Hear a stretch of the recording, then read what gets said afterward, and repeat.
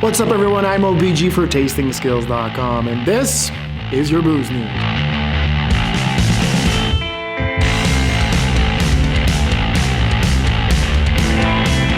But before we jump into the show, do you want to taste like a pro?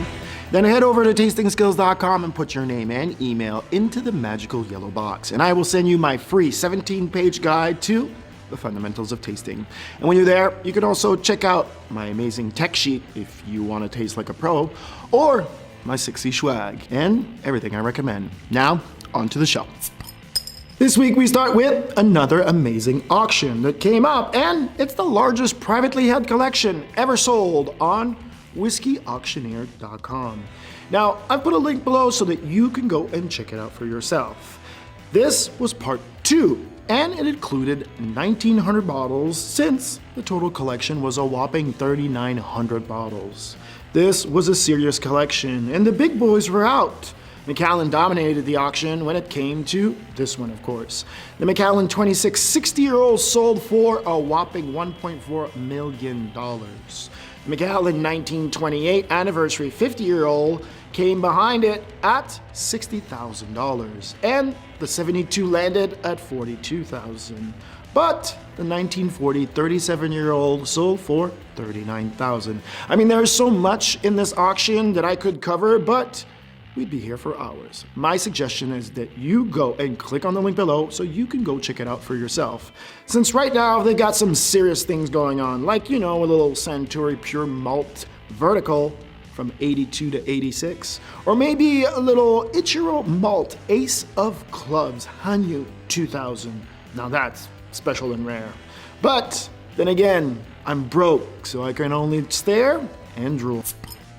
This week, Moet Hennessy announced that they've acquired a 50% stake in Ace of Spades that is owned by Jay-Z.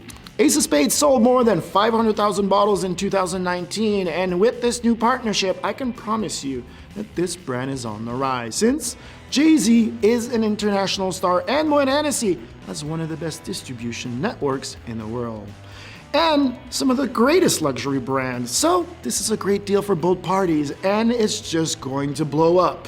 I can promise you that.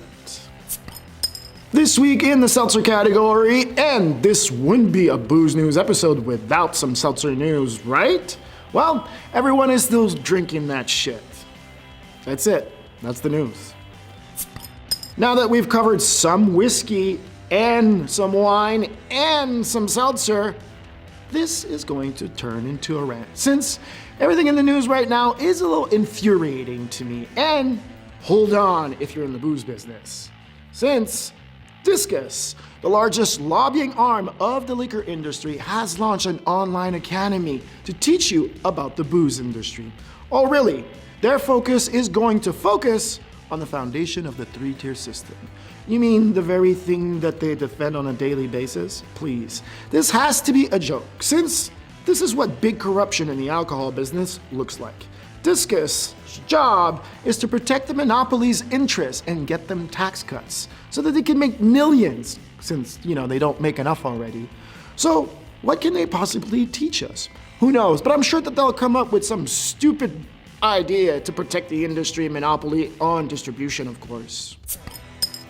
And since we're talking about monopoly, WSWA.org reported that WSWA applauds the 8th Circuit Court of Appeal's decision to uphold Missouri's right to regulate alcohol under the 21st Amendment.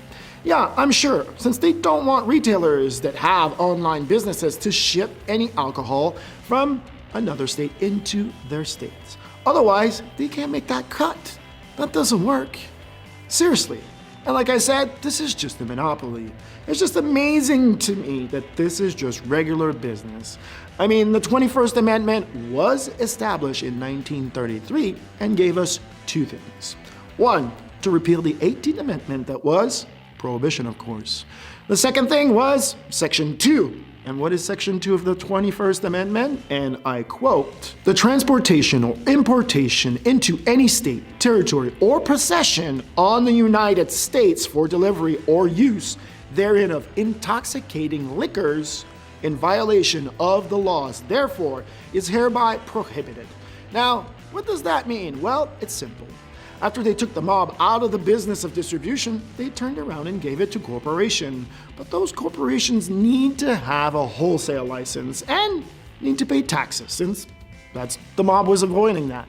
Yes, this is only an 88-year-old law, and it's time to amend the 21st Amendment. The funny part is that wine can be shipped pretty much in any state in the US, since of state rights. But beer and spirits? No, that's against the law. And this is mainly due to Napa Valley being one of the richest places in America, and they lobbied from state to state so that it would be legal. But not every state, since the wholesalers of America defend the 21st Amendment like it's a God-given right. And since we're talking about them, WineSearcher.com reported that the wine and spirits wholesalers of America are lining lawmakers' pocket right now.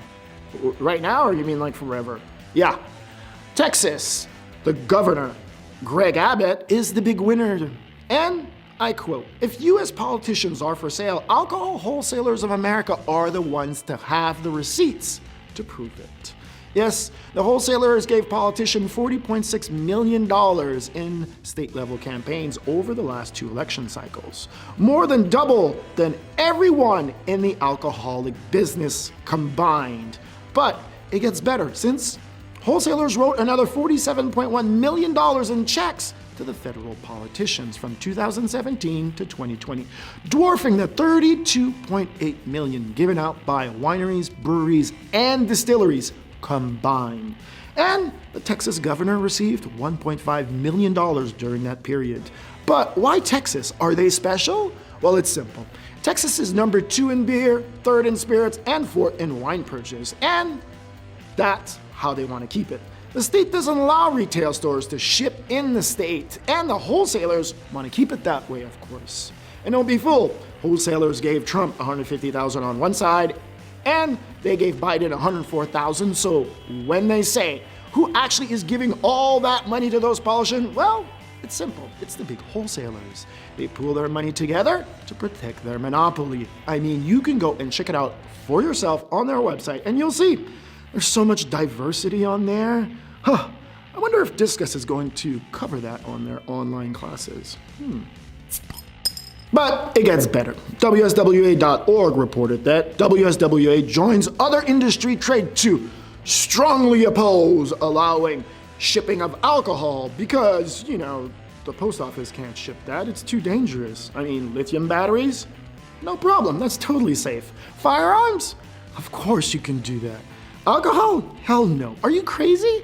Last thing you need is to have a direct-to-consumer system, since they don't make their cut.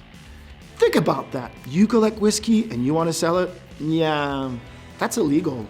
Unless you go to Sotheby's and they sell it for you. Online auction? Illegal. I mean, seriously. Like I said, this is a joke. And this, of course, brings us to Hold My Beer.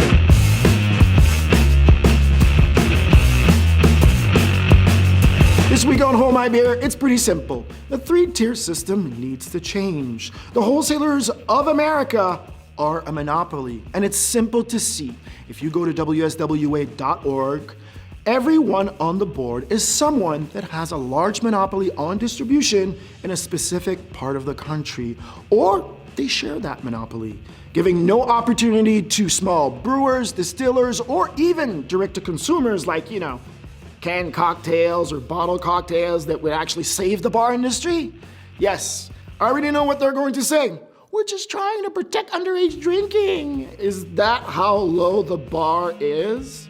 I mean, you sell drugs for a living, yet you argue that you don't want underage drinking. Okay, sure. I can tell you from experience, alcoholism is not fun. And I see it destroy lives all the time. Yeah, right now there's 12.7% of the population that are alcoholics. So 333 million fellow brothers and sisters times 12.7% equals 42.2 million alcoholics in this country. Yeah, think about that. So please save us your shitty excuse of underage drinking. Yeah, I know that's crazy. The crazy part is that these numbers are from 2017. And I am sure It's gone down since, we had this little pandemic shit going on. But in the past few months, states are passing laws to ship direct to consumers, and the wholesalers are freaked out. Or, as we call it, DTC. Right now, you can ship from state to state in Alaska, Arizona, Connecticut, Hawaii, Kentucky, Nebraska, Nevada. Wait, that's my state.